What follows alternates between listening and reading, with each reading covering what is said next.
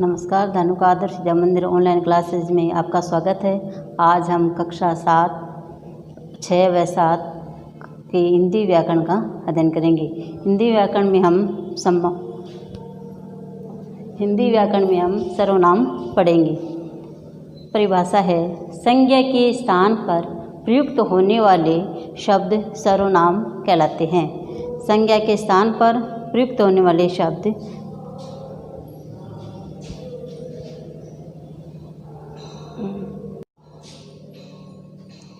धन्यवाद। धनु का आदर्श विद्या मंदिर ऑनलाइन क्लासेज में आपका स्वागत है। आज हम कक्षा 6 व 7 हिंदी व्याकरण का सर्वनाम पढ़ेंगे। सर्वनाम की परिभाषा है, संज्ञा के स्थान पर प्रयुक्त होने वाले शब्दों को सर्वनाम कहते हैं। जैसे इसमें तुम, वह, हम, आप, उसका आदि। सर्वनाम के भेद कि सर्वनाम के निम्नलिखित 6 भेद हैं। नंबर 1 पुरुषवाचक सर्वनाम, नंबर 2 निश्चयवाचक सर्वनाम और नंबर 3 अनिश्चयवाचक सर्वनाम, नंबर 4 संबंधवाचक सर्वनाम और नंबर 5 प्रश्नवाचक सर्वनाम और नंबर 6 निजवाचक सर्वनाम।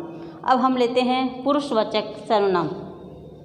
इस डायग्राम में देखें कि पहला है पुरुषवाचक सर्वनाम। इसको हम लेते हैं कि पुरुषवाचक सर्वनाम के 3 भेद हैं, उत्तम पुरुष, मध्यम पुरुष और अन्य पुरुष। तो उत्तम पुरुष में क्या है कि मैं, हम, और मध्यम पुरुष में है तुम, तुम्हारा, और अन्य पुरुष में है वह और उसे। अब है पुरुषवाचक सर्वनाम कि पुरुषवाचक सर्वनाम की परिभाषा है कि जिन सर्वनामों का प्रयोग कहने वाले, सुनने वाले व जिसके विषय में कहा जाए के स्थान पर किया जाता है। दोबारा देखें, पुरुषवाचक सर्वनाम का प्रयोग जिन सर्वनामों का प्रयोग कहने वाले, सुनने वाले व जिसके विषय में कहा जाए के स्थान पर किया जाता है उन्हें पुरुषवाचक सर्वनाम कहते हैं। कि पुरुषवाचक सर्वनाम 3 प्रकार के होते हैं। जैसे उत्तम पुरुष, पहला है क्या है उत्तम पुरुष। उत्तम पुरुष है कि बोलने वाला। उत्तम पुरुष की परिभाषा क्या है कि बोलने वाला या लिखने वाला व्यक्ति अपने लिए जिन सर्वनामों का प्रयोग करता है, बोलने वाला या लिखने वाला व्यक्ति अपने लिए जिन सर्वनामों का प्रयोग करता है वे उत्तम पुरुष कहलाते हैं। जैसे मैं, हम सब, हम लोग आदि।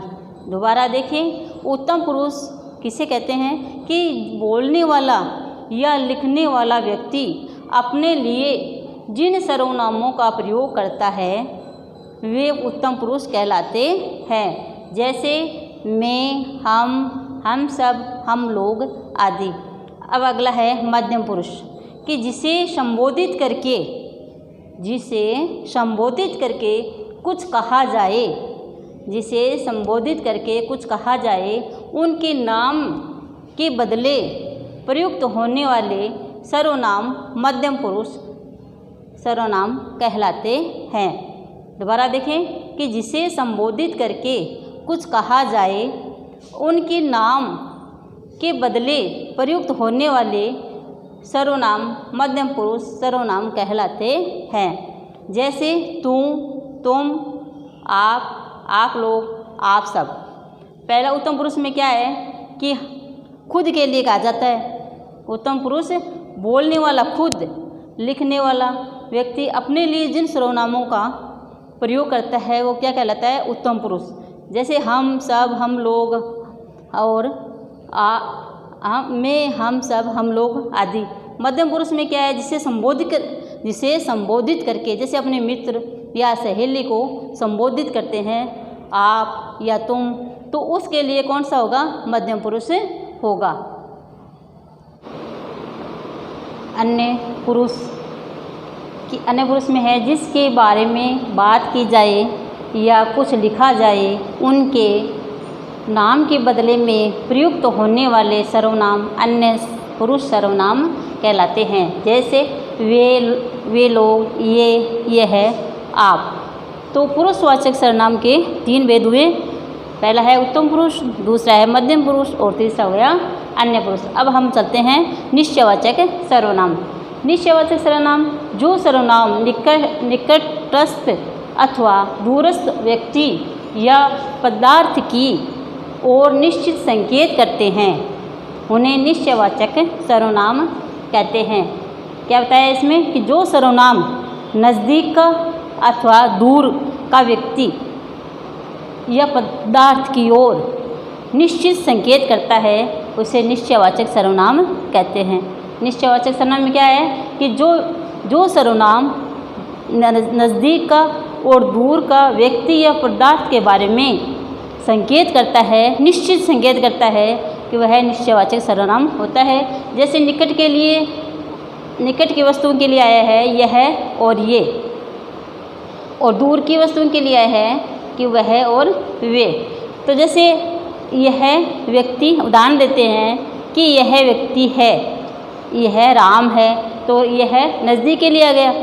तो दूर के लिए कि वे चिड़ियाएँ हैं, तो दूर है, दूर के लिए आए हैं। तो इसमें क्या होगा कि ये दूर की वस्तु के लिए वे का प्रयोग होगा और नज़दीक की वस्तुओं के लिए यह का प्रयोग होगा।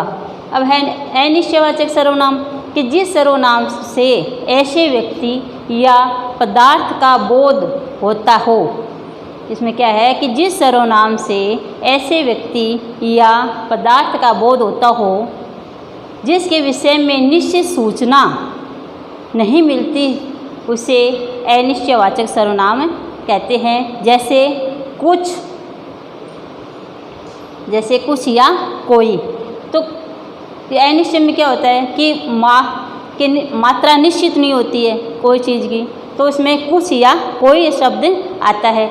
जैसे कोई सर्वनाम का प्रयोग प्राणीवाचक के लिए होता है, कोई सर्वनाम का प्रयोग प्राणीवाचक के लिए होता है और कुछ का प्रयोग वस्तुओं के लिए होता है। कुछ का प्रयोग वस्तु के लिए होता है और कोई शब्द प्राणी के लिए होता है। जैसे पानी में कुछ है, पानी में कुछ है, या घी में कुछ मिला है।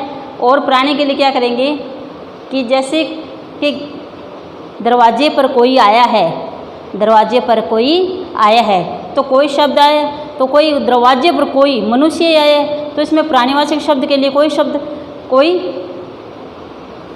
कोई सर्वनाम अनिश्चयवाचक सर्वनाम का प्रयोग हो गया। और जैसे पानी में कुछ मिला है, तो पानी में कुछ हमें पता नहीं है कि क्या मिला है पानी में, तो ये वस्तु के लिए कुछ का प्रयोग आया है। और घी में कुछ मिला है, तो इसमें वस्तु के लिए ये प्रयोग आया है। सर्वनाम है संबंधवाचक सर्वनाम कि एक सर्वनाम से दूसरे सर्वनाम का संबंध बना रहता है। जैसे जो देता है सो लेता है, जो और सो ये प्राय जोड़े हैं। जो और सो, जो डैश सो, ये क्या है? जोड़े हैं। जिसकी लाठी उसकी भैंस, जिसकी और उसकी, ये क्या है? जोड़े हैं। तो संबंधवाचक सर्वनाम में प्राय जोड़ों का प्रयोग होता है।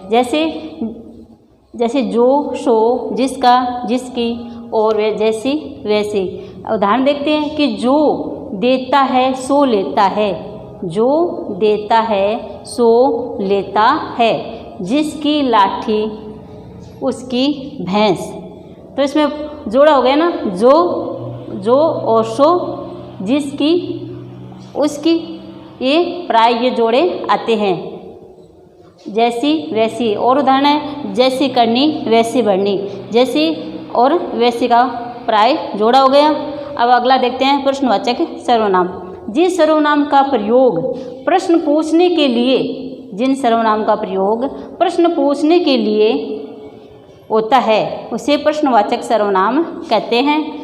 जैसे क्या, किससे, कौन।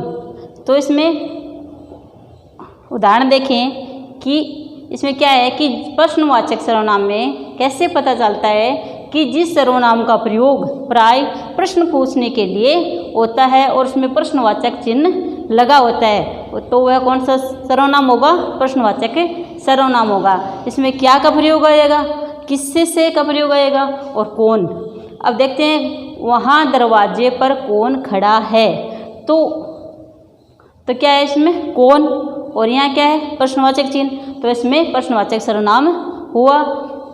तो वहाँ दरवाजे पर कौन खड़ा है। अगला उदाहरण देखते हैं कि कल तुम किस से बात कर रहे थे। कल तुम किस से बात कर रहे थे, तो किस से क्या हुआ?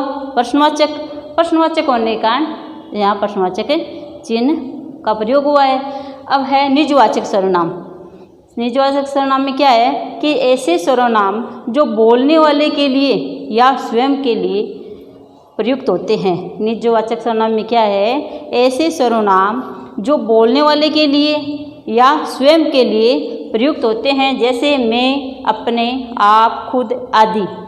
ऐसे उदाहरण देखो, मैं अपनी पुस्तक पढ़ रहा हूँ, तो मैं अपनी पुस्तक, तो मैं किसके लिए है? खुद के लिए। खुद के लिए आने के लिए क्या होगा? निजवाचक सर्वनाम होगा। मैं अपनी पुस्तकें खुद पढ़ रहा हूँ। अब है आप मेरे घर कब आ रहे हो? आ रहे हैं, तो इसमें क्या है? मेरे शब्द का आप शब्द का प्रयोग हुआ है और मेरे शब्द का प्रयोग हुआ है। तो इसमें, तो इन वाक्यों में मैं और मेरे शब्द में निजवाचक सर्वनाम होगा। धन्यवाद।